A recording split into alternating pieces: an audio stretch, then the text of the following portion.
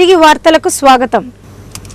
జిల్లాలో కరువు, ధరల పెంపు, విషజ్వరాలను అరికట్టాలని బాలాజీనగర్ సిపిఎం కార్యాలయంలో విలేకరుల సమావేశం నిర్వహించారు. ఈ సమావేశంలో సిపిఎం జిల్లా కార్యదర్శి చంద్ర రాజగోపాల్ పలు సమస్యలపై చర్చించారు.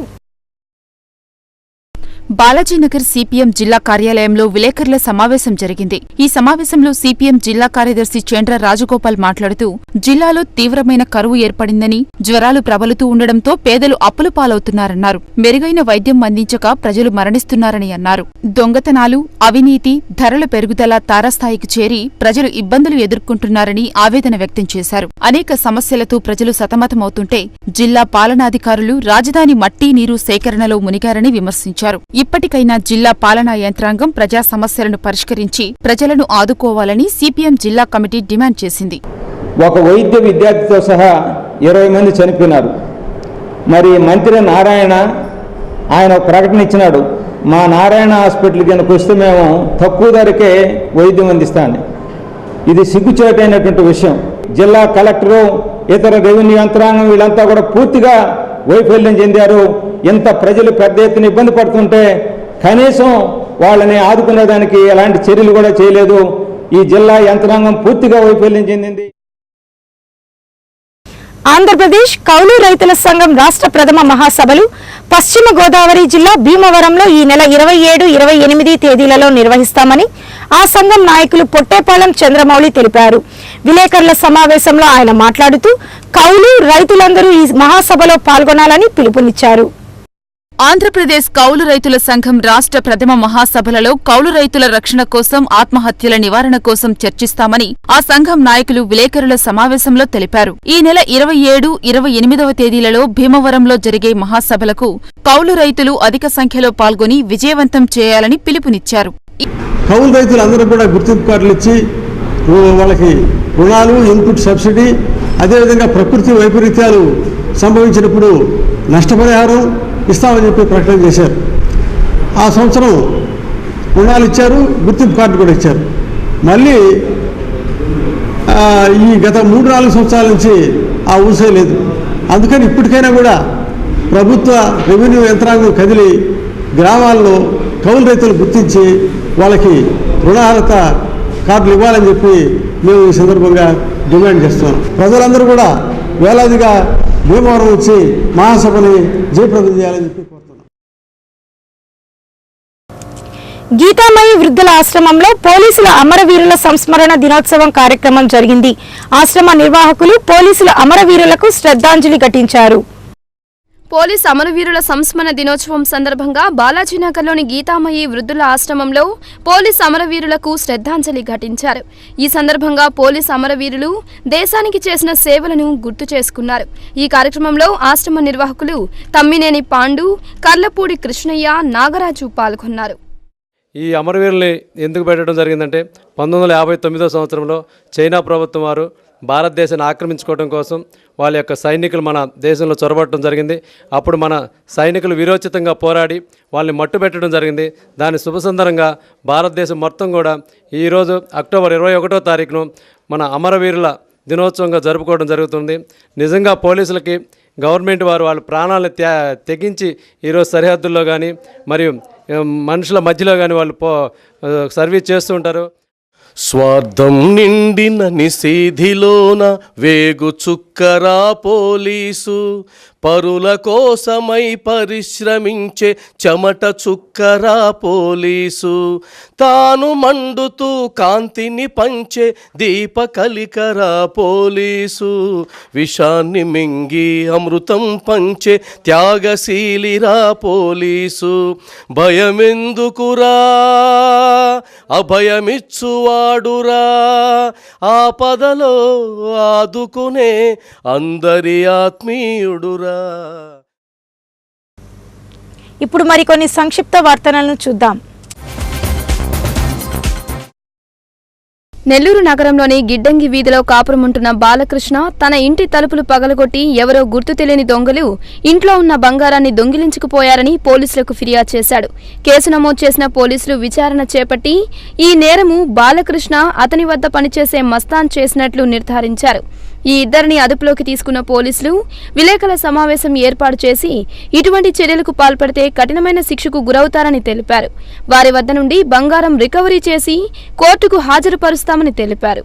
బాలకృష్ణని గట్టిగా విచారిస్తే అతను తప్పుడు ఫిర్యాదు ఇచ్చినట్టు తెలిసింది.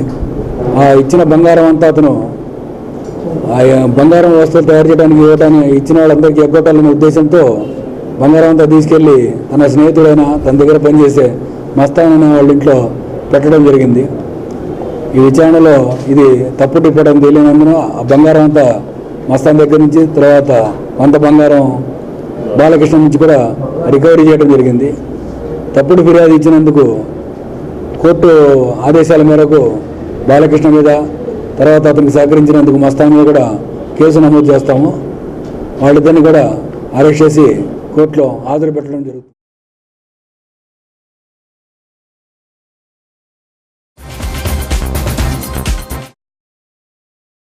రొట్టెల పండుగ ఏర్పాట్లపై నగరంలోని పినాకిని అతిథి గృహంలో అన్ని విభాగాల అధికారులతో కలెక్టర్, మేయర్ సమీక్షా సమావేశం నిర్వహించారు.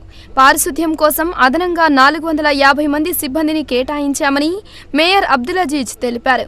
భక్తుల భద్రత కోసం సుమారు 1486 మంది పోలీసులు రక్షణ కల్పిస్తారని ఆయన తెలిపారు.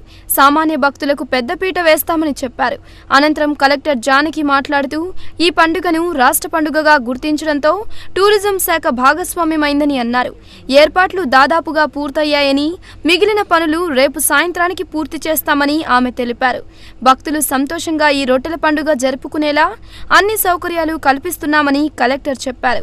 ఈ సమావేశంలో జేసీ, ఏజేసీ, ఇతర జిల్లా అధికారులు పాల్గొన్నారు.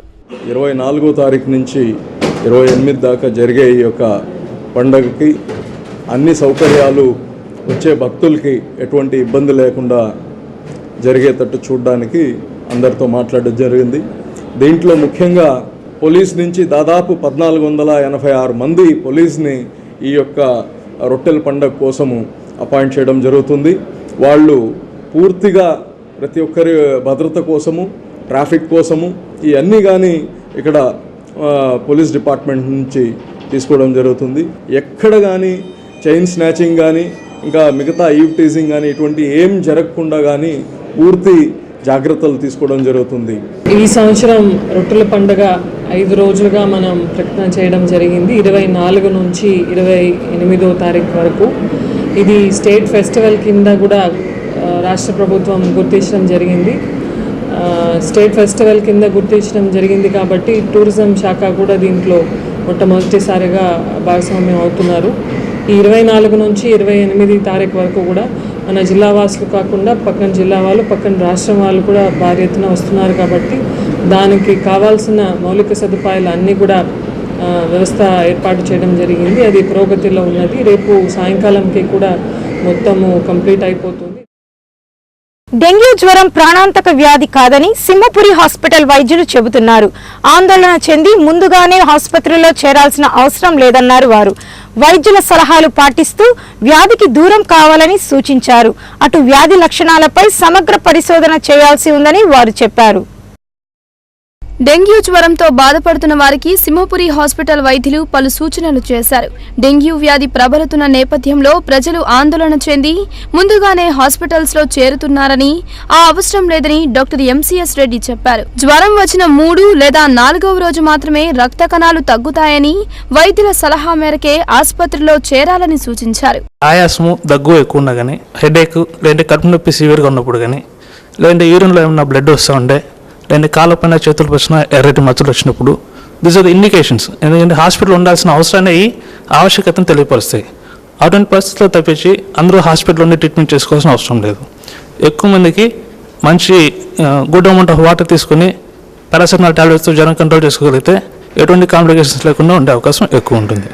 అటు డెంగ్యూ వ్యాధి లక్షణాలు మారుతున్నాయన్న డాక్టర్ రమేష్ బాబు, వైరాలజీ విభాగం నూతన పరిశోధనలు చేసి వైద్యులకు చికిత్సలో కొత్త సూచనలు చేయడం ద్వారా వ్యాధి తీవ్రతను తగ్గించే అవకాశం ఉందని, ఆ దిశగా చర్యలు చేపట్టాలని కోరారు.